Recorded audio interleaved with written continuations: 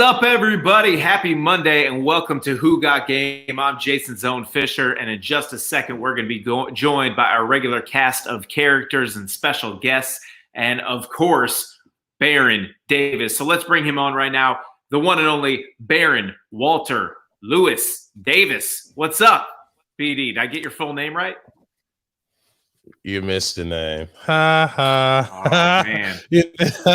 But trying to research that. That was very good. That was very, very good. Yeah, People I'm quick. Don't call me that. People don't call me that usually, you know. Well, what do people call you? I mean, I call you BD. You got a lot of nicknames. What do most people call you by? They call me BD. They call me Boom. They call me Boom Dizzle. They call me Two. Meaning too easy. They call me Five. They call me Diddy, Diddy Bop. They man, a gang of Bart, Oatmeal. Yeah, I'm just collecting, man. I'm just collecting nicknames as I go. I mean, you know, a lot of personalities. That is for sure. You keep us on your toes. That is right, man. I mean, we're going to be talking NBA All-Star Weekend, or I guess not really All-Star Weekend. It was All-Star Sunday, all jam-packed into one day. What did you think about that? I thought it was dope, man. You know, I think the NBA is, you know, super incredible for just on it, right? And every time there's some controversy, you know, every time that people say, oh, you know, it's gonna be this, it's gonna be that, it turns out to be, you know, not only a great event, but something that we needed. And so, you know, I want people to shut up when they criticizing the NBA, because if it wasn't for the NBA, we wouldn't have got through the pandemic. You know what I mean? If it wasn't for the NBA and the WNBA and basketball, we wouldn't get through the pandemic. So, you know, this show is all about who got game. You know, shout out to Sleeper. All the homies over there are Sleepers. Shout out to the Sleeper Fantasy. You know what I just did, dog? I just hired a co-manager. Oh, it's about time, because your team needs that. Who's your co-manager? Man, this kid. I found this kid. He's actually my godson. He's about 10, 12 years old. The kid is a fantasy wizard. Cosimo Lusso, if you out there, godson, let's go. Okay? He is a genius. We're coming back, baby. We're coming back. Just in time, because our fantasy season is rolling up again this week, and you're playing me, and my team is currently in second place. I got like 5 wins in a row, man. I am on fire, so good luck. You and Cosimo, all the 10-year-old kids you can find, man. You're going to need a lot of help. Cosimo, let's get him. Nice. Well, we're going to be talking trash all hour long, talking about the second half of the NBA season, fantasy hoops, recapping all of All-Star, and we're going to be talking about NFTs. Everyone's talking about NBA Top Shot. So later in the show, I was able to secure my first pack. I have not opened it. I waited for this moment. We're going to open it live and see who we get, what serial numbers, what I might be able to flip this for. So stay tuned for that. I think we're going to get lucky, bro. I really do think we're going to get lucky. I hope so. I think so too, man. I might have to retire right after this. You know, we open that pack and I'm done. I'm out. We'll see. Well, let's bring on some of our other guests. First and foremost, he's been here with us since the very beginning. That's right. Ambassador host. Commissioner of our league, even though his team is whack and has only won one time in 11 weeks. Trey Edwards. What's up, Travonne? How you doing, man? Yo, haters gonna hate, man. Listen, haters gonna hate, bro. Like, look, I ain't trying to hear that. Trey, you got smacked last week by who? By you. By you, respectively. Look, this is the thing. Tell your godson if he wants some extra income. Listen, if he wants some extra income, he can manage both teams. No, we're not doing my own godson. Hey, listen. That's my own kid genius, Trey. Listen, your godson. This could be his version of mowing lawns virtually. You got to find your own 10-year-old to manage your squad. Yeah, man. I got my own, dog. You gotta get yours. Yeah, man.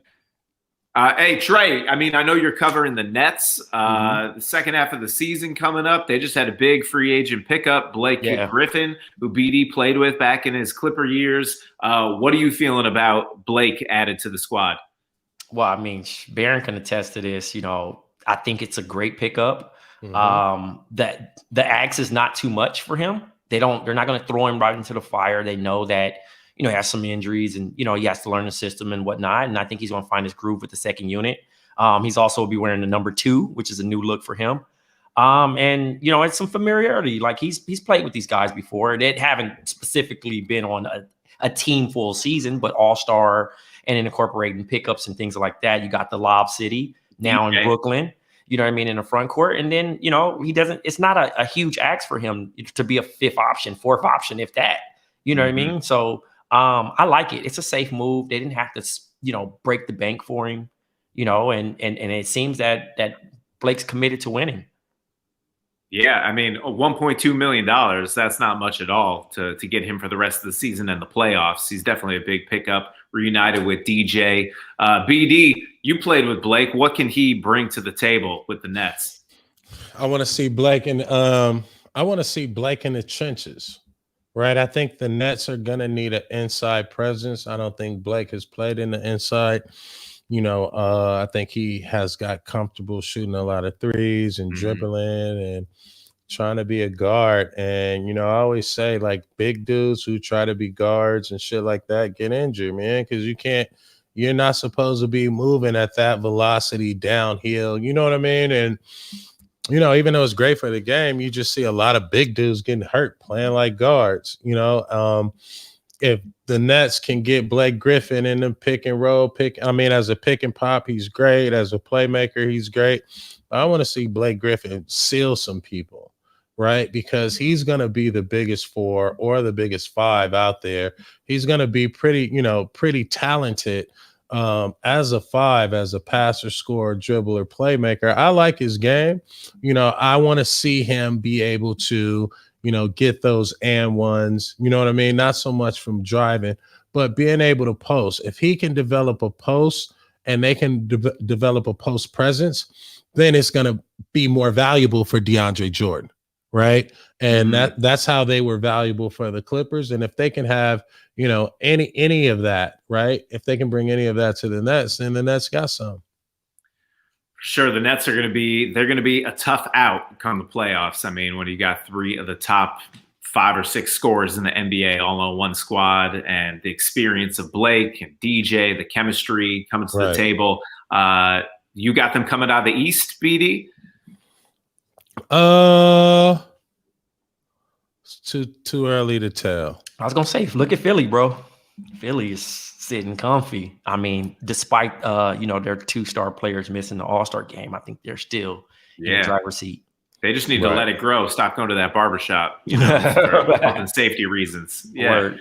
For sure. All right, let's bring on our next guest to the conversation here today. You know her. She's a podcaster. She's a sports commentator. Ashley Ross. Ashley, what's up? Thank you for joining us. Welcome to Who Got Game. What's up, y'all?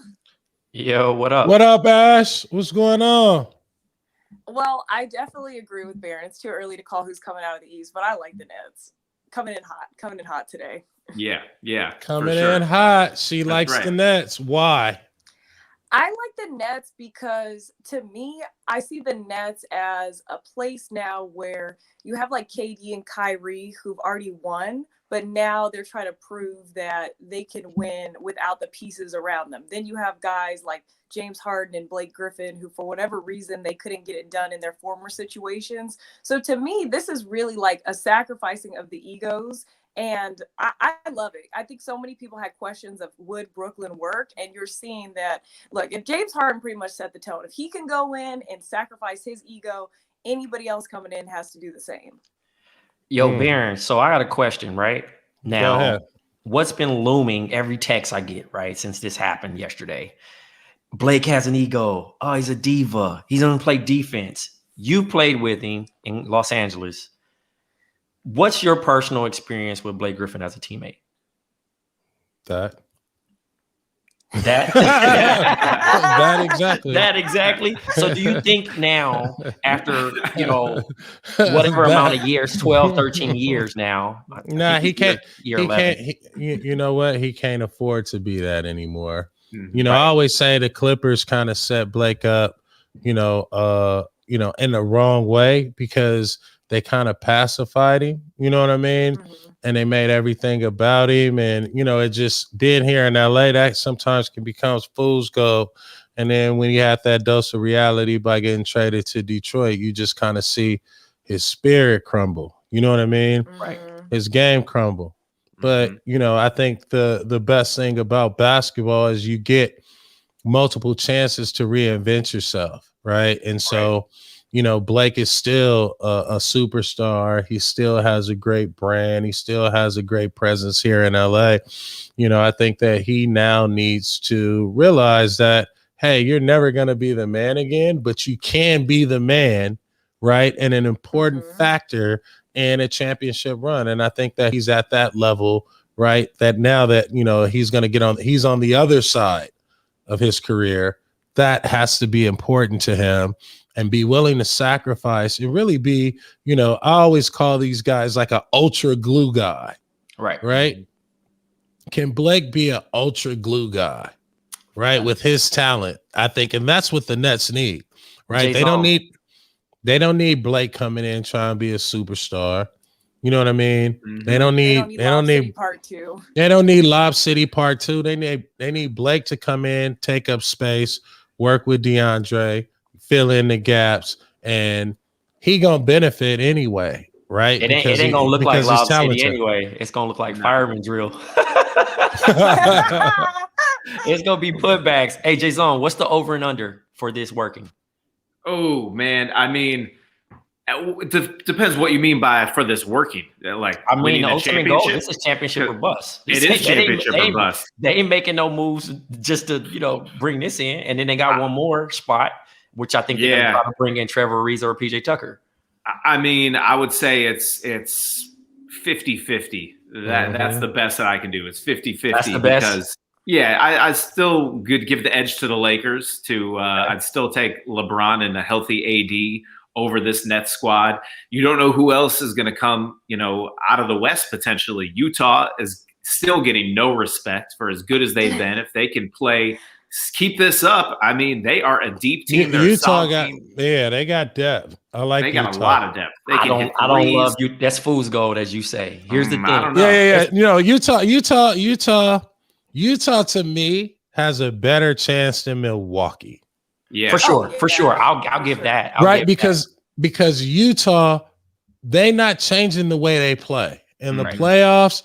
That is Utah basketball. Milwaukee, they will fucking change the way they play as soon as they lose, right? And Milwaukee's style of play is that's not playoff basketball. They have no closer. Right. They have no way to get a bucket. Yeah. Fuck a closer. Where are you go? Like, what plays are you running to get a bucket? Right. You're gonna leave it in Middleton hands. You're gonna leave it in Giannis hands. You're gonna leave it in Drew Holiday hands. And it's like, run a play, dog. Put all those dudes on the same side of the court and make them effective. They don't have go-to plays. But Utah. So you think the Bucks are having an early exit again? You think they're gonna have another early playoff exit again? I think they win in the first round like they always do, and I think they're gonna struggle in the second round. Yeah, it's all about matchups. Because Toronto can beat them, Boston can beat them, Philly can beat them. Miami. I mean, Miami was there last year. Miami can beat them, and Brooklyn. Brooklyn will smoke and Brooklyn, bro. Right. Well, okay, so from the buyout market wire, we have Otto Porter Jr., who may be bought out in the next couple of days from the Bulls. Okay. Andre Drummond from the Cleveland Cavaliers, who's rumored to be going to the Lakers. He's going to the Lakers for sure. Okay. For sure. Yeah. Man. Porter Jr. could end up in Brooklyn or Golden State, which I don't know what that means for Kelly Oubre Jr. But, you know, and then also you still have Trevor Ariza in Oklahoma City. So I think Trevor goes to the Lakers. And then PJ Tucker's also on his way out on a buyout market. And I think PJ Tucker goes to Brooklyn. Kevin Love, could Kevin Love be on the move too? Kevin Love has been I forgot who's actually interested. It wasn't Charlotte. It was one of the teams though. that was looking to invest in, getting him. So Charlotte would be a good pick for Kevin Love. Absolutely. So I mean, there's definitely market. It's more value in the buyout market than the trade right now. Yeah, Miami could use Otto Porter though.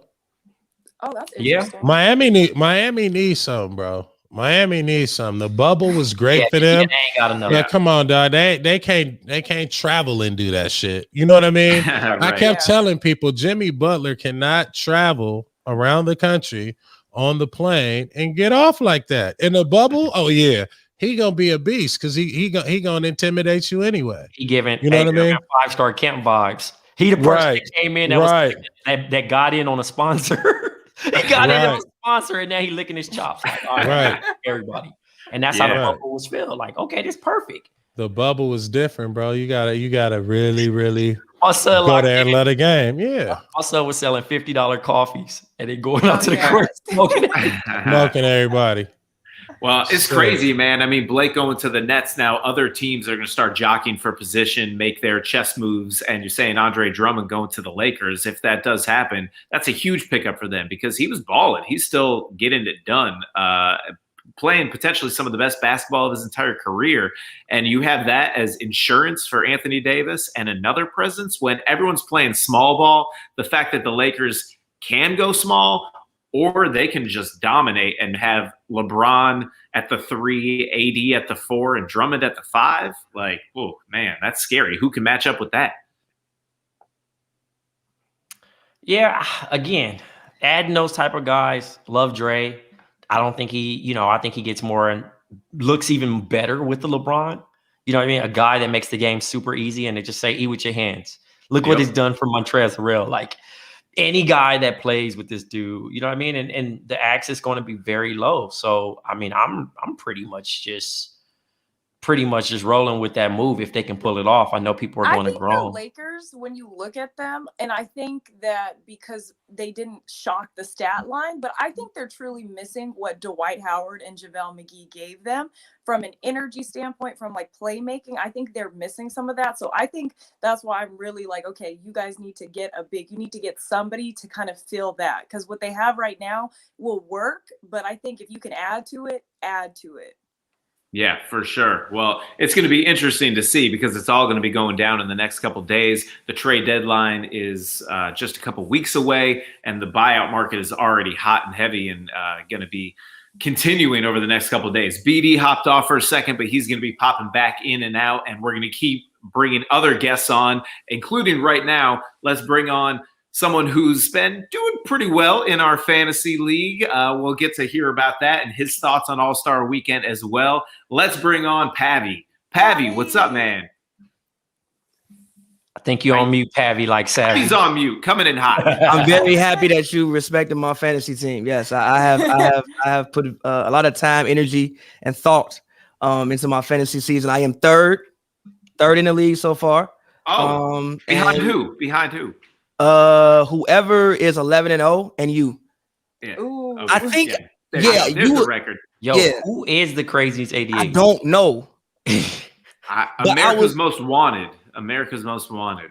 Whoever's that's their handle that they go by within our league, at least. I just like the Pippin Ain't Easy. That was very clever. That is a good name. Yeah. Yeah, it was some good names. I wasn't as creative as those dudes. And, I will say I don't enjoy Pavi's basketball takes, but I enjoy his fantasy takes because he's proven it. He's backed it up. I remember I was giving him a hard time during the draft.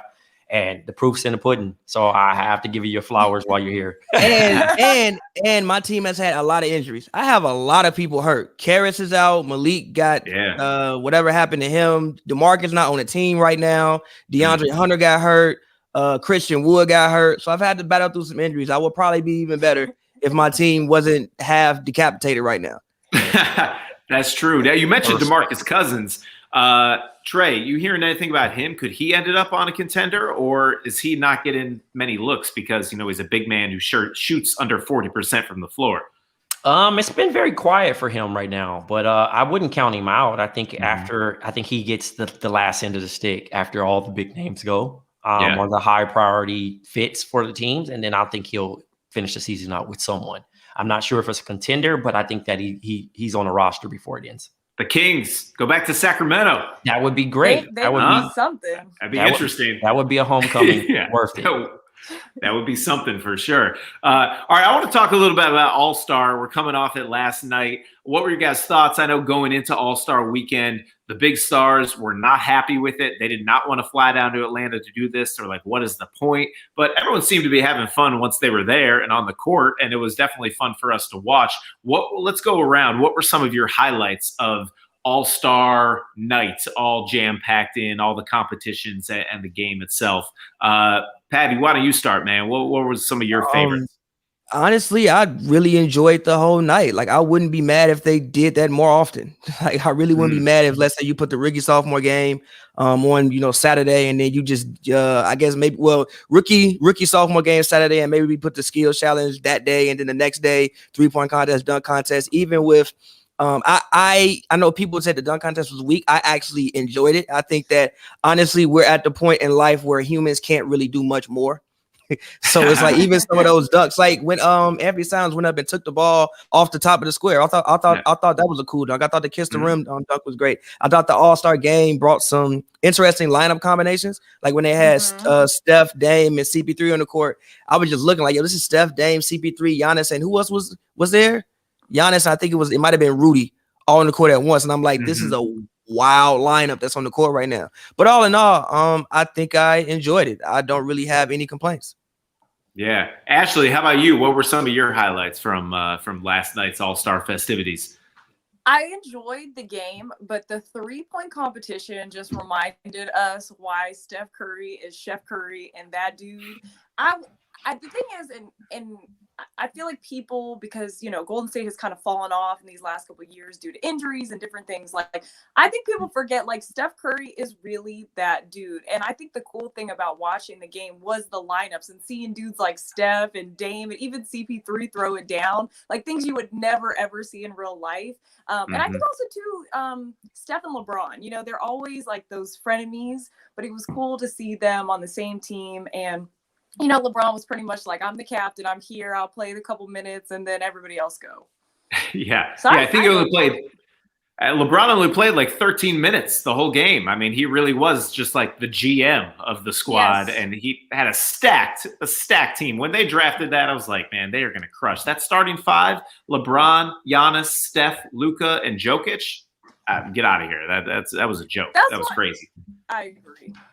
Yeah, that was crazy. Trey, how about you, man? What were some of your favorite parts of last night? Man, you kind of took the words out of my mouth as far as LeBron being a very good GM. I think he would excel in fantasy basketball. His team was ridiculous. He's 4-0 as captain. Yep. Yeah, I mean, he knows how to pick them, and then also he, set up some of the dream lineups, guys that we'll never see, match up ever in life. Probably, you got Dame and CP, and you got Steph, you got guys like Giannis and Luka. So, that was pretty ill.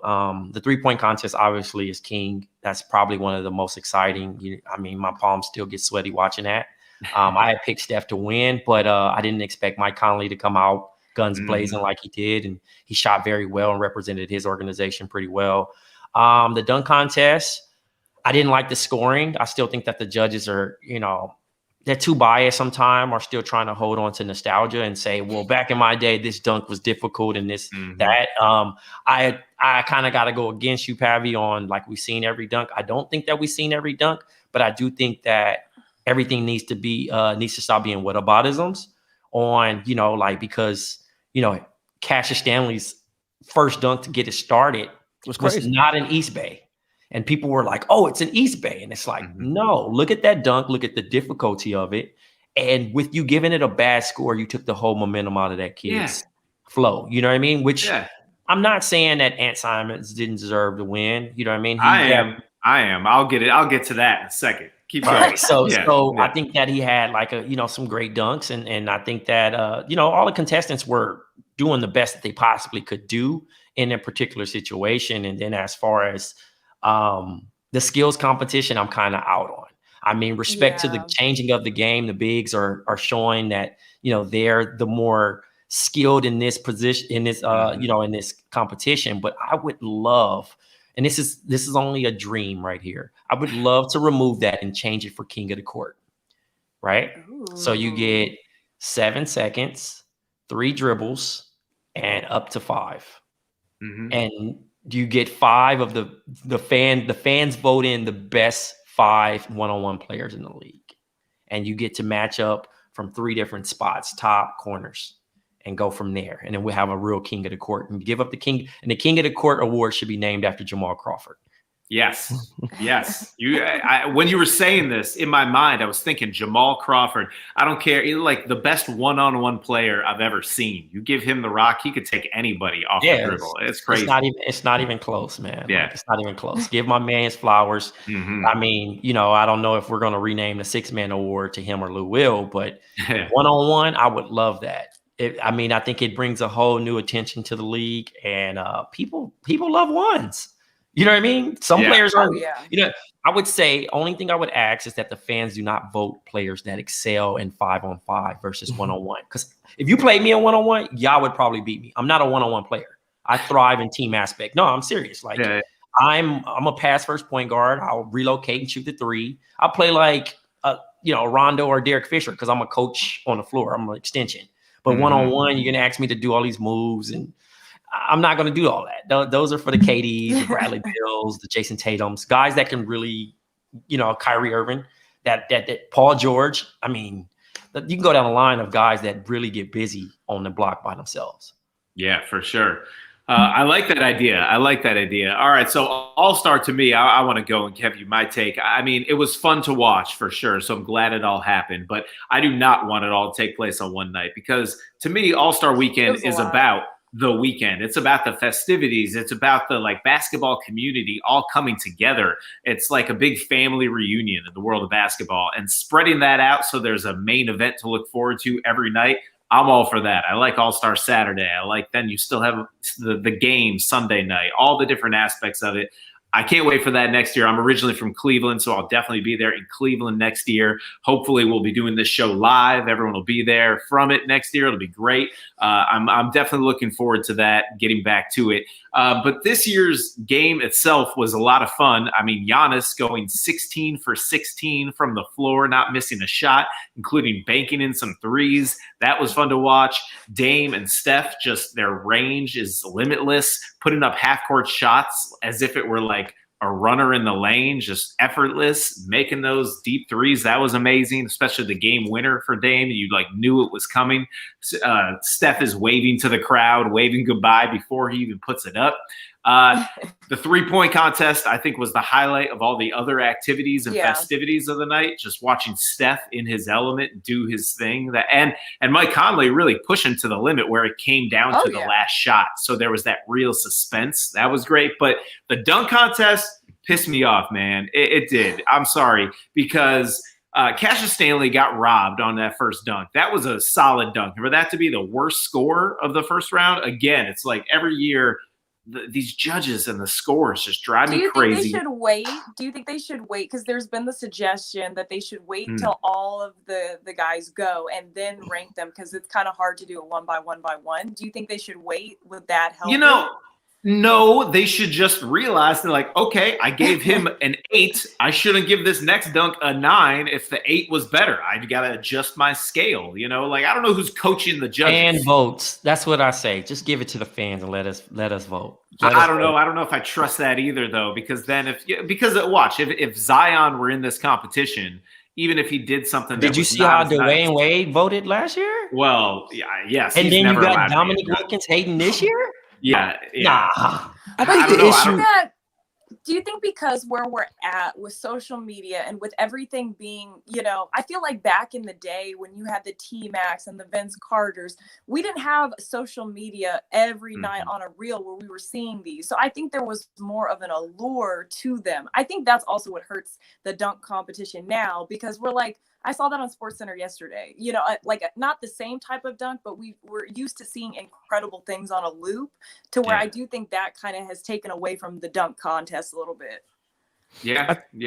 I think also Cash is just starting with that dunk made it kind of hard to judge, because it's like, where do you go from there? kind of. Yeah. So I think like if he did when he did it, I was just give him a 49, bro. Yeah, 44. Okay. 44 was too low. That was really. I mean, I'm like, well, I guess y'all just grading it really, really tough at this point, and somebody got to do something that you never seen before. The or something next like dunk that. was a 49, and it wasn't that hot. I will say this. I don't think the only time I've ever seen what Obi did was Zach did it pregame like 2 games ago. That's the only time I've ever seen that before. So Obi did do something that low key I don't think I've personally seen before. You have seen people put the ball between their legs before many times. Mm-hmm. Look, well, I'm not saying that it was trash. It just wasn't better than that.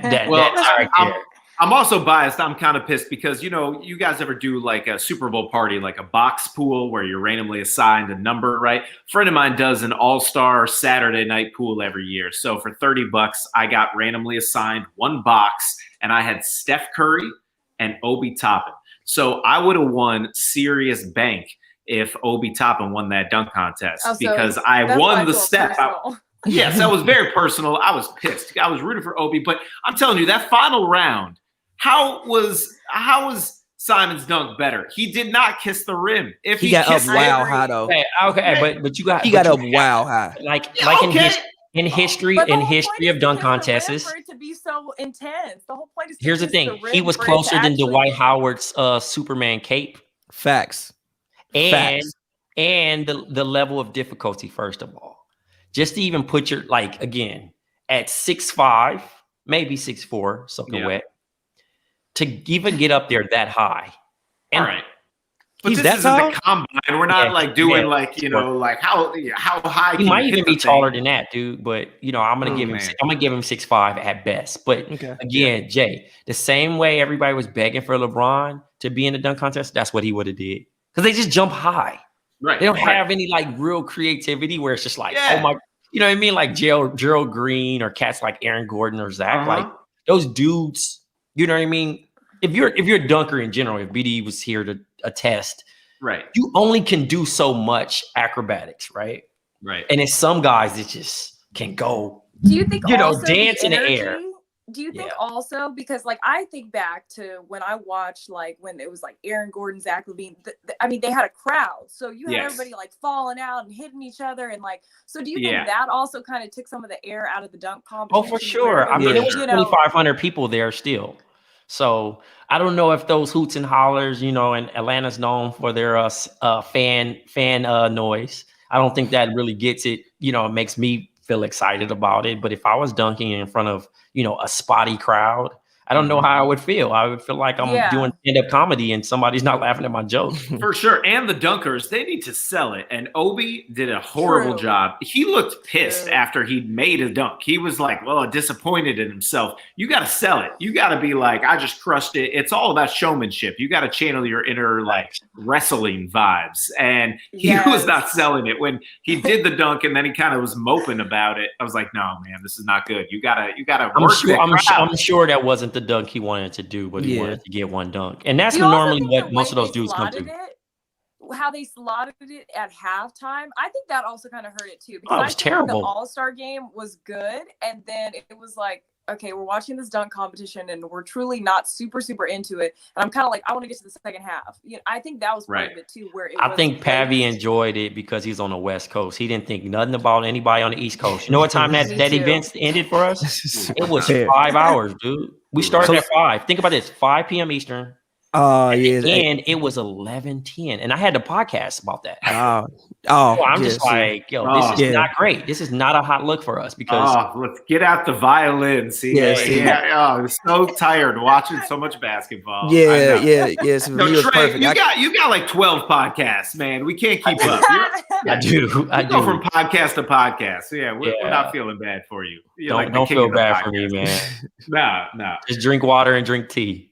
Yeah, I was drinking a lot of water after Obi lost that dunk contest, and I lost out on a major bag because of those judges. Man, I was pissed about that, but it was still fun. It was a fun game. It was a fun night for sure. Let's talk a little bit about the second half of the season, because that's about to tip off Wednesday night. There's not much of an all-star break. We got 2 nights, tonight and tomorrow, without basketball, and then games kick off again on Wednesday, and then the full season, a full slate of games on Thursday. Who are some teams, some players, some storylines that all you guys are really intrigued by moving into the second half of the season? Trey, why don't we start with you, the podcast king over there? Podcast king. No, so I'm excited about the new look Nets. They debut on Thursday. I'm also excited about hopefully getting Anthony Davis back, so the Lakers can look like the Lakers again. Yeah. And the Miami Heat, they were getting it rolling, so I'm interested to see what type of push they make. Who else? It was another team that I was really like. I'm really enjoying the hottest team on the league pass right now, Charlotte Hornets. Yeah, you know, got the best rapper alive, Mikal Bridges. I mean, not Mikal Bridges. Miles Bridges. Sorry, Miles Bridges. And then the ball. You know what I mean? He's out here, LaMelo Ball out here doing his thing. So those are the 4 teams that I'm really just kind of excited about and making a push and just kind of seeing what really goes on. And then also the Knicks, do they hold strong, or do they make it to a play-in game and get playoff basketball here in New York City? That would be huge. Imagine if it was a Nets-Knicks first-round matchup too. Subway series. Oh, man. That'd be incredible. Ashley, what are you most looking forward to for the second half of the NBA season? I'm looking forward to just seeing, and I know we always say, the regular season. I'm truly excited to get to closer to the playoffs, because I really want to see Utah, because I think sometimes when you're so discounted, I think teams work really well when they have narrative. So I think right now Utah is really feeding into us against the world. We're not getting calls. We're a small market, which makes no sense. But I'm really excited about Utah and Brooklyn. The thing is about this year, even though, yes, the Lakers are the reigning champs, to me, Brooklyn just seems like they get better and better and better. And it seems like all the question marks people have, they answer every question. So I'm really excited. I think, to be honest, we're seeing a resurgence of the East, which I'm excited. Like, what would the post, LeBron era East look like? And I think it's really wide open, even though I would give probably Brooklyn the edge. And the 76ers, I want to see, I like Joel Embiid. I like what they're doing right now. Obviously, he's kind of in the MVP mix, but I also have my memories of him kind of getting out of shape come playoff time. So I want to see, can they sustain this throughout the whole season? So I just think there's a lot of cool storylines to follow. And it's not clear cut for anybody. Yeah, I like that. Pavi, how about you, man? Some storylines you're looking forward to getting into? You guys took up the Nets and the Jazz, so I will say one team I've been watching a lot: the Washington Wizards. That was a team that I thought would be better starting off. Obviously, they had a super weird start to the season with the COVID, and obviously Russ, still healing up his quad, and he really wasn't in rhythm. But I saw them play when they played the Clippers, and they almost came back and won that game. They had that little 5-game win streak. Most recently, they actually did beat the Clippers. This is the team that I still think can make the playoffs, and if they make the playoffs, when I look at having Russ and having Bradley Beal in the backcourt, they could maybe knock somebody off and make a little slight run at it. And I'd not say they're gonna win the championship, but make a slight little run at it. So actually, the Washington Wizards are a team that I've actually started paying a lot of attention to. Like even guys like Raul Neto. I like watching Raul Neto play. I think he's a really smart defender. I just do. That was a crazy drop. Yeah. No, NBA second half of the season. Most looking forward to Raul Neto. I did not have. What was the over/under on that being the answer? Look, Jay Zone, this is a Pavi take. First of all, please speak that to me. By the way, that's a Pavi take. But literally. Yeah. But no, seriously. Like I went to the game that they played when they were in LA, and I obviously Bradley Beal's doing, Russ doing what Russ doing, but I'm looking at like Raul Neto, like really trying hard on defense and rotating, and I'm like, bro, he's out there competing. I rock with it. Did you see yourself in him? Yes. Yes. It was guys like Guys like him, PJ Tucker, Bruce Brown. Bruce Brown is my guy on the Nets. Bruce Brown, like those him. guys I love. The guys just play hard, rotate, and just figure it out. I love those guys. I respect that. One of my favorite players of all time was Gerald Wallace back on the Bobcats. Gerald Wallace, Crash, because he's the kind of guy who would just like do anything for a loose ball, get steals, blocks, all that. You know, it reminds me of that. Those hustle players on that squad, I love it. But yeah, it's interesting. The thing you're most looking forward to following the second half of the season is Raul Neto. Enjoy that. I like that. But yeah, it is really interesting moving into the second half of the season. We got these teams. Can they maintain, like Philly, like Utah, who've been playing above expectations, versus the teams who are surging, and can they get back, like a Boston or Toronto or Miami or Washington, perhaps in the East, and then some of these teams in the West too, trying to make surges and get their games right.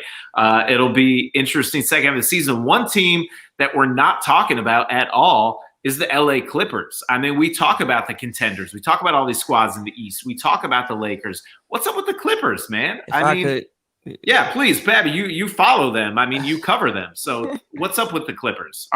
Can they contend for real? Can they win a championship? My thing with the Clippers that worries me is guard defense. Guards come into LA for like the past 2 years, and everybody scores 20. Everyone scores 20. Shake Milton began his NBA career on a Sunday morning in Los Angeles. And then when you look at the roster that they have, you think that they will be better defensively, and they just aren't. I think they're like 16th in defensive rating right now. And it's like, yo, you got Kawhi, you got PG, you got Paul George, you got Serge, you got all these guys that you and you would think they would be a better defensive team. And I know offense, I think they have like the second best offensive rating in the league, but I don't believe it. Like they have a lot of guys shooting incredibly right now, and I'm just like, I don't like. I think Marcus Morris dog feeling that they had last year. Like last year, I was like, oh, they got some dogs over there. This is intense. This year, I'm like, I'll keep my eye on it. But is there anyone in the trade market or buyout market the Clippers could? I mean, they're certainly maybe just a piece away, but is that piece out there available that could help them get over the top?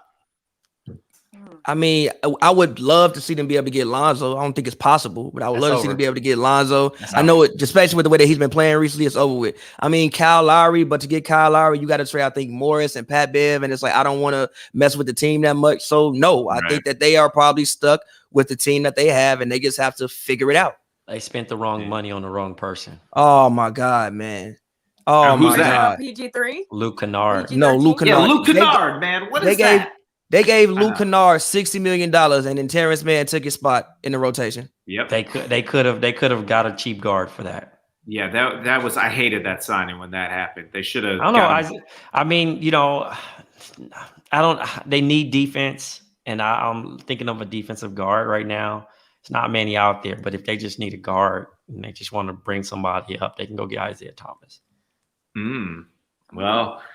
Unfortunately, Raul Neto is not available, so they'll have to settle for Isaiah Thomas. I mean, that's not a good place to be in if Isaiah Thomas is your missing piece. No offense, I love Isaiah Thomas, but I don't know if he's going to be what gets them over the top. Yeah, but who knows? Maybe people are sleeping on the Denver Nuggets, who were, you know, they were in the Western Conference Finals last year. We haven't mentioned them once. Yeah. These teams that like being under the radar, maybe they'll surprise us. There's still second half of the season left to go. A lot of time left before the playoffs start. So we'll be here every week as all these storylines continue to unfold, unpacking them all. Trey, I know you got to bounce to one of your 15 other podcasts. So thank you again for joining us here today. Appreciate y'all. Really appreciate it, man. This was great. Drink lots of water. All right, man. Yeah, and I'm gonna work on this team, man, and try to get back in the positive playoff standings. No, it's too late for that. It's time to rebuild. You had one win, you're not making the playoffs, but still, just for pride. Cancun on 3. That's right. All right. Thanks, Trey. BD will be back in just a few moments, and we're going to have some other people coming through as well. But we're talking about the trade deadline approaching. Another guy whose name keeps coming up is Victor Oladipo. Could he be someone who's potentially available? He's definitely can play. And where could he fit in? I mean, I don't know what the Clippers have to give up pieces. That really wouldn't. To me, I think Oladipo. There's two options for Oladipo. I think Miami is one. I mean, you could get rid of Kelly Olynyk. You could. I think Avery Bradley has like a $5 million deal because I think Victor is also making $21 million. That's an option. I saw the Warriors come up, and also the thing with Victor is he has a very expensive expiring contract. So if you're a team that's just looking to clear some money out this summer, which I think a lot of teams will be. Obviously, we're in a pandemic. You know, you don't have fans in stands. A lot of franchises may not be making the money that they're usually making. So he's a guy that I would maybe look for to be maybe like a kind of a salary dump. You know, the Rockets, like I just thought this in my mind. Like, let's say you want to get rid of Wiggins because you paying him $150 million. You want to, you know, swap Oladipo for Wiggins. Maybe you think you can bring Oladipo back cheap. Also, you got to pay Kelly Oubre. So maybe you think you can bring those guys back for cheaper and things like that. So it's a couple places, but I would say Warriors, Miami. Yeah.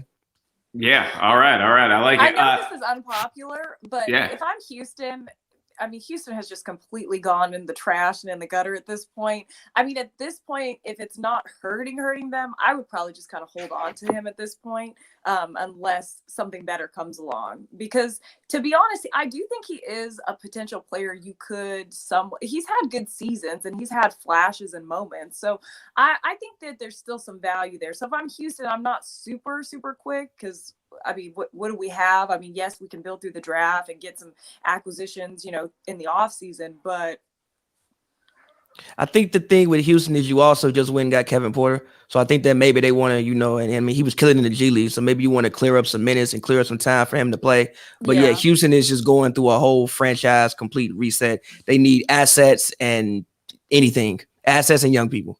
True. Yeah, definitely. I mean, they could put up a fight when Christian Wood comes back, and you have Wood and Oladipo and John Wall, who's playing great, and various role players, Eric Gordon. But to what end? Where's that going to get you? I mean, maybe you're fighting for the playoff game to be a quick exit. I mean, it probably makes more sense to rebuild, you know, around guys like Christian Wood, who they just locked up, and some of these other pieces, and get some young guys in there. So it's going to be interesting with all the buyers and the sellers. Let's talk about some NBA trades. But first, we're going to bring on another guest. You never know who's going to pop in here at Who Gat Game. This man does it all. He's not only our producer, he's also an NBA commentator, the other half of Hoops and Brew, along with Pavi. Let's bring in the one and only Thomas TPJ. TPJ, what's up, man? You ready for this? Yeah, oh, look at this. Look at that. He's producing 1 second, and then he's on camera another second. What's up, y'all? How y'all doing? BD's coming back in a second. So I just wanted to, if I pressed myself in here, I didn't try to do that. My bad. But okay. But I did want to talk trades though, because I think a guy that's missing on the market that we have not talked enough about is one Kyle Lowry. He is perfect trade bait. The contract is tradable. I just think it's a matter of the team and who they can actually get for him. I think he actually would be a good guy to put in LA. I love Pat Bev. Pat Bev from Chicago. I'm from Chicago. Real crib, crib love. But the Clippers aren't going to go anywhere with him as their point guard. They need a point guard that can score, that can attack, that can create off the dribble, that can shoot threes when wide open and other teams are scared of. Yes, Pat Bev has shot over 40% in his career from three-point line, I believe 2 or 3 times, but he's not a person that you fear. If he takes 5 threes, good. You know what I mean? Take 10 threes, great. So that's how I feel about that on that front. But I do know BD is going to come back in a quick second, so I'm going to go ahead and get out of here and get back to producing. But I had to hop in and talk about Kyle Lowry. What a cameo. Coming in hot and leaving hot. All right. Talking about our next topic. In and out. I like that. Yeah, I mean, I do think Kyle Lowry would be a great fit for the Clippers. I just don't know what they have to give up that would. Toronto's still trying to compete and contend. They've got good players. And, they want more minutes for Fred VanVleet. Would be interested in Pat Bev? Like, I no. That's the thing. I mean, they're not giving up the face of their franchise who've done so much for them, Kyle Lowry, just to free up minutes for Fred VanVleet. They'll give him up if they get some value back, but not for nothing, So I think Kyle Lowry also, he's from Philadelphia, and I have heard that if he's moved, he wants to go to Philadelphia. And the Sixers, they've been playing great, but do they have enough to win it all? Do you think Philly is for real? So I'm like not 100% sold on Philly. I don't know if this is fool's gold. Yeah. I don't know if this is like a regular season. What do you think of Philly? I'm not sold on them. I think Joel Embiid is amazing. He's incredible. He's playing the best basketball of his career and is the most dominant big man in the NBA today. But the consistency hasn't been there. I don't trust them. I can't rely on them. Tobias Harris, good guy, good player, but at the end of a game, who's taking that big shot? Is it True. Is it Embiid? It's not Ben Simmons. We know that. Your second best player isn't going to be a guy who takes that big moment, that big shot.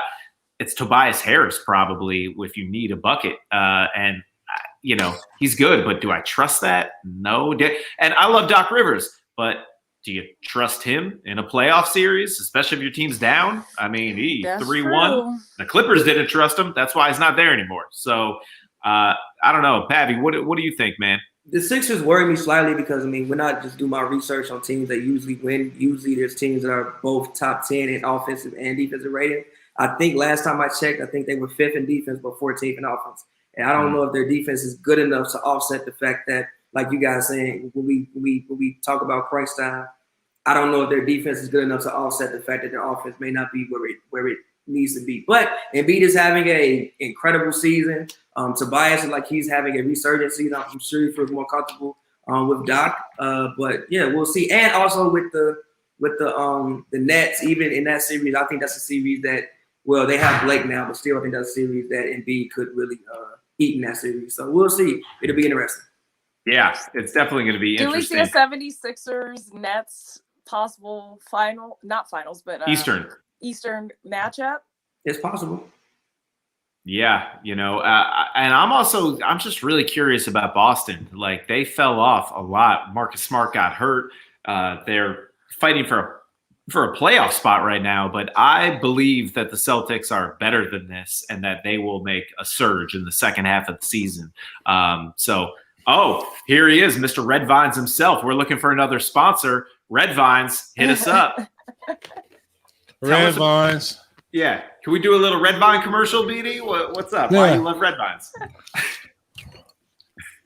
This is why I love my Red Vines. Wow. I think Red Vines, Red Vines is the official sponsor of the SLiC Who Got Game watch party. Well, we're going to start doing once a week. Here's delicious Red Vines. Where's Red Vines from? You want to take a guess? Ashley, do you like Red Vines or Twizzlers? Twizzlers. I feel like Twizzlers is like a millennial or Gen Z thing.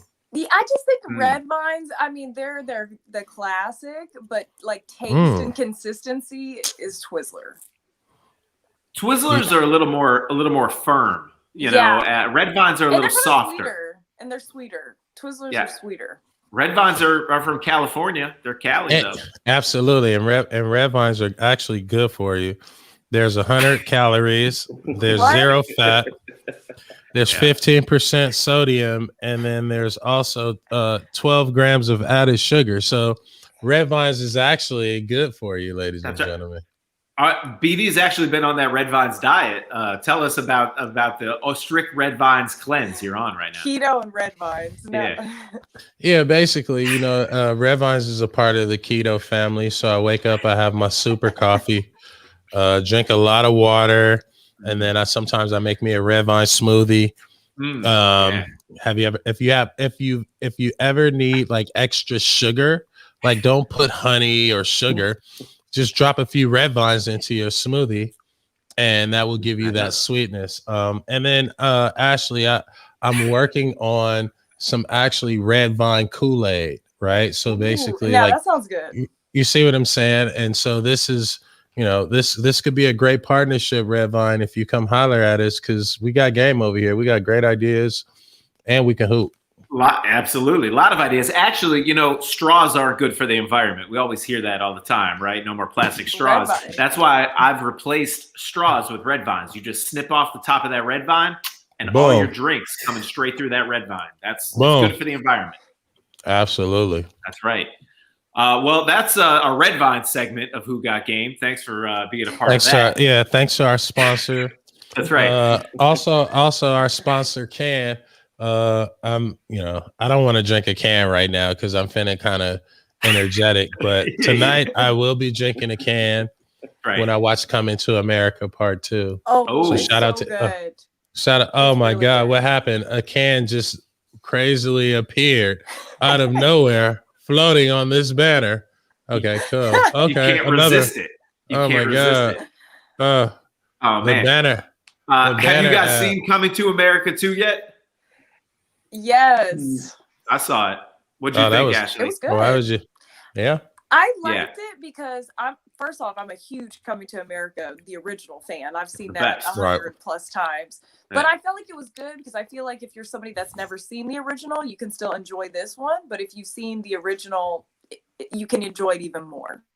Yeah. I'm gonna be real. And Wakanda was popping. Don't even say it, Patty. What are you gonna say? I don't really enjoy Coming to America. What? You don't enjoy Coming to America? Nah, like it just don't do nothing for me. It don't really do nothing for me. I have no plans to watch Part 2. I don't really watch movies at home. Did you watch the first one? But he don't watch movies at home, so I have no plans to watch it. That defeats the whole purpose. But he it's don't one of watch the best movies ever. He don't watch movies at home, so he shouldn't even comment because it's a movie you can watch at home. Patty's been dropping hot takes left and right here. Not a Coming to America fan. He just said, I asked him earlier when you were gone, BD, what are you most looking forward to in the second half of the season, storylines? He said Raul Neto. I said the Washington Wizards. I said the Washington Wizards, and then I said the Washington Wizards because I think that they can make a playoff run. But Raul Neto is a guy who, when I look at the Wizards, I rock with his game. Yeah. Ooh. I do. I rock with his game. He went like Russ, Bradley, bro. Yeah. It's a hot take. It's a hot take. Well, he's gonna be watching those Raul Neto YouTube clips instead of hey, bro, you need a can. America. You need a can drink for real. You need to chill out. You need to chill out with them bold statements, homeboy. Real bold. Damn. All right, hey, we were talking last time about the explosion of NFTs, and BD, I know that you're making your own NFTs. You really gotten into this space. NBA Top Shot. What do you guys know about NBA Top Shot? Have you been in on it yet? Have you gotten any packs? Where is this exploding? What do you guys think about it? For me, I like the space. I think that, it's interesting because, the power should be in the creator's hands. The power should be in the content maker hands and the athlete's hands. And, right now we're seeing this boom and this wave of people making NFTs. I think NBA Top Shop is like a pioneer. You got Nifty giveaway. You have all these people doing it, but I just think like the best is yet to come, right? Especially when the artist, when the athlete gets to give you their own personal shit, you know what I mean? And not like something that's licensed and marketed and branded by somebody else, and the athlete don't really have, he not authenticating it. You know what I mean? So when the athlete, when the musician, look what Steve Aoki did. He did 3.7 million. You know what I mean? It's because he authenticated. That was his collabo. So I think it's going to open up a whole new revenue stream for content creators, for artists, graphic designers, but also you're going to start to see what my curated eye looks like. Yeah. Right. And the NBA is always at the forefront of new technologies. BD, you're a perfect example of that. Someone where the NBA community, the basketball community, and the tech community come together. I mean, you're a perfect representative in that space. But the NBA has really come out with NBA Top Shot before the NFL, before Major League Baseball, any of these other sports have had a chance. And Top Shot has blown up, doing tens of millions of dollars in sales over just the last couple of weeks. And they just had a pretty big pack drop release this weekend, and I was able to get my very first pack. Wow! Yes, thank you. And I have congratulations, dog. Well, I have waited to open this pack, and it has been killing me because you don't know what you got in there, and it cost me only $14. I was in a queue with hundreds of thousands of people, and I was a lucky one able to secure one. So I thought we could open it live today, right now, and see what we got on NBA Top Shot. My first pack. All right, so I'm going to share this screen. There we go. This is it. It's called Seeing Stars. I'm going to open this pack right now. Oh, my God. This is the moment. You guys seeing this? Okay, here we go. Open that shit. Open this pack. Now, you want to get, ideally, obviously, man, I'd have players. bust that open. I'd have socked the screen. Give me my pack. I know. I've been waiting for 2 days for this moment. All right, so we'll see who we got. We want to get low serial numbers, ideally, and you want, obviously, rookies or good players. So let's see who we got coming in. All right. Okay. Word on the street. Word on the street. You can watch pack opening video. Oh, whoa. Oh, my God. I saw the light. Oh, I'm fired up. I don't know if you're feeling it. Okay. Where should I go first? Left, right, or middle? Middle? All right, here we go. Here it is. First up. This is Blake Griffin. We were just talking about Blake. Okay. Blake Griffin. Oh, hey, that's that dude, that could be very valuable. Well, these are about what his highlights look like these days. But this could be very valuable if the Brooklyn Nets win the championship. Yeah, this is probably his last moment with the Pistons. Okay, so we got a Blake Griffin moment right there. All right, Blake, that is number 3,391. I guess that's a low number out of 1,200 that's not bad. Moments. Not bad, not bad. All right, let's move over to this one. Let's see what we got. This is from the Philadelphia 76ers, Joel Embiid. Okay. Hey, now, MVP. Turnaround jump shot. Hey. Okay. I mean, he's an MVP candidate this season, so I'm not mad at that. Joel Embiid, let's see what serial number you get. That's always important, too. That was in a win from January 20th. Let's see. Serial number of 5,865. I mean, I guess that's good. What is I don't that, know. Out of 35,000. Yeah, that ain't bad. Yeah, not you bad. get All good right. numbers. Here's our last one. This is the one. Buyout Jazz. Comment. Come on, give me someone good. Give me Donovan Mitchell. Rudy Gobert. All right. Rudy. Ooh, that's a nice dunk. Oh, Giannis. Oh, that's a good one. Oh, that's a good one, dude. You got a good one. You got a good one. I told you was gonna get lucky, dog. Okay, let's go. Come on. One of one. One of one. Yeah. One of one. Give me a low number. All right, well, 3,000. Hell yeah, that's good. I mean, it's not bad. Hey, 2 limited editions, too. So that's not bad. 2 limited editions. LE means limited edition. So that's pretty good. That's pretty good. That's dope. All right, hey, I'm not mad at that. I'm not mad at that. Joel Embiid, Blake Griffin, Rudy Gobert. Not bad for my first pack of NBA Top Shot. Thank you for being here to witness that moment with me. That was exciting. That was a big dog moment in the history. Yeah. Man, I don't know if you felt the adrenaline. I was feeling that in that moment. Man, you should have saw Ashley. She couldn't even sit in her chair. She was about to jump up. I was like, Jason, what do we get? Oh, man. Had that been like a number 1, I would have just closed this and peaced out. I'm going to Vegas. I'm retiring. I'm out. But still, yeah. All right, I'm gonna see if we have budget in the show to do a pack a week. I like that. I like this so idea. We'll have a Who Got Game collection of packs, and then ultimately we will drop our Who Got Game NFT pack, right? Yeah. And it's going to be not just us sitting here. It's going to be me, Pavi, J-Zone, Trey, Ashley, who else we missing? We're missing a few people. We're going to be doing a real world road rules basketball challenge. Yes. That's fine. Are we dropping them in packs? I like that. I like that. That's fine. We'll get a clip of Pavi watching a Raul Neto video.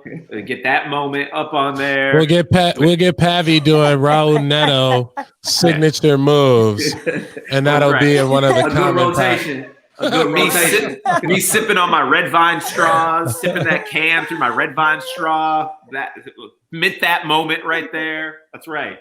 We'll get Ashley working out some promotion. That's right. Yeah, definitely. You know, I'm gonna have the promotional pack where you get, you know, the cans and the red vines and the red vine Kool-Aid sticks. Believe that.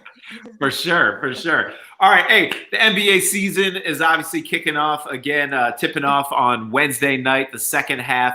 We got a couple big games this week. Let's take a quick look at some of our biggest matchups of the week coming up. We got the Celtics at the Nets. The Boston, we talked about them. You know, they've been underperforming second half of the season. They got to get started with a big one against Brooklyn coming up in just a couple days. There was also a matchup between the Kings and the Hawks, teams that aren't maybe up there in the standings, but that matchup between Trae Young and De'Aaron Fox, those young, fast, speedy point guards, that's going to be an exciting league pass game for sure. And then we had two other big games. No defense played in that game. No, but fun to watch for sure. Yeah. Who are the two other games? Let's throw those back up there real quick. Let's see. Boston and the Nets is going to be good. Mm-hmm. And then I like the Pelicans versus the Clippers. And then the Mavs and Nuggets, they're going to face each other in the playoffs. I think we're going to see a Mav versus Nugget playoff series. I could see that. Who would you like in that series? Whoever shoots the most layups. Wow, expert analysis. No pull-up threes on the break to end the game. I like Denver. I think Denver could make it back to the Western Conference Finals. I think Denver needs to make a move. They have the most talent, the most disposable, not disposable, but the most like recycled talent of guys. Yeah. And they need to like sacrifice some of that and get another staple player, a reliable fucking player. Yeah. They could be one more piece away, and they're always deep. The Nuggets always have a lot of depth, so I'd like to see them let Bobo play. Let Bobo play, man. They gotta let Bobo play. Bobo can shoot the three. He can block shots. I mean, he's good. He is good. He doesn't get any minutes there in Denver, but that would be interesting to see if he could get out there. Yeah, man. There's some good games coming up this week. I'm excited. And BD, I'm playing you in fantasy this week. So get your 10-year-old godson ready. You know, your manager, your co-manager. Cosmo, get him. Yeah. You want to make a side bet, BD? Let's do any it. Side bet on this? What do you want? All right. You set the stakes. You got to buy me a pack of cards. Or you got to buy me a pack of cards, or I buy you a pack of cards outside of the pack of cards or NFT that we buy for Who Got Game. Like a Top Shot pack. Okay, wow, you see that? And he just dropped out. He was like, I'm done. Scared. Yeah, he was, I'm done. Okay, so a pack of what? A Top Shot pack? Any pack. What we're talking NFTs or real pack of cards? NFTs. I would have liked a Steve Aoki pack. You should have bought me a Steve Aoki NFT. So an NFT of my choice. I'm so confident I'm winning this. I will wager whatever you want. I'll get you that $3.7 million pack. All right. It ain't happening. I'm winning. We got this. You saw this. So we got two witnesses here. You gotta throw a red vine in there just for, for the promo. You got to put some red vines on the line too. And unlimited red vines. We are definitely tagging Red Vine in this and tweeting them so they know that they don't even know they're sponsoring us yet, but they are. That's right. And that is our cue. The Red Vine drop. We are out. Thank you for joining us for another edition of Who Got Game. Thank you to all of our guests, to Patty, to Ashley Ross for being here, to TPJ for popping in, for Trey Edwards as always, and of course to Baron Davis. Thank you, man, for being here. This was another good one. We will be here next Monday as the NBA season, a full week of action, will be in full swing. We can't wait to find out who got game. Thanks for joining us. Thank you.